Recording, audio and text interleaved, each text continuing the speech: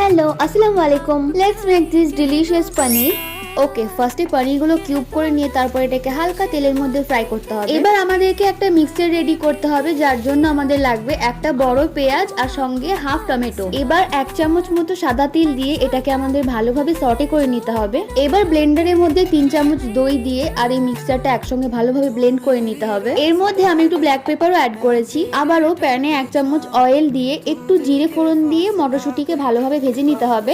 এরপর মিক্সচারটা অ্যাড করতে হবে। এই পনিরটা বেসিক্যালি সাদা কালার হয়, ওর জন্য এর মধ্যে আমরা কোনো হলুদ ইউজ করব না। এর মধ্যে শুধুমাত্র আদা রসুনের পেস্ট, লবণ, গরম মশলা আর একটু জিরের গুঁড়ো, একটু জল দিয়ে এবার আমাদের গ্রেভিটা রেডি করে নিতে হবে আর ভেজে রাখা পনিরগুলো এর মধ্যে দিয়ে দিতে হবে। এর মধ্যে আমি হাফ চামচ চিনিও অ্যাড করেছিলাম। চিনি ছাড়া কিন্তু রেসিপিটা একদমই জমবে না। শেষে একটু গরম মশলা আর ঘি ওপর দিয়ে দিতে হবে। আর তোমরা চাইলে ধনেপাতা অ্যাড করতে পারো। And it's ready, you can have it with rice or paratha.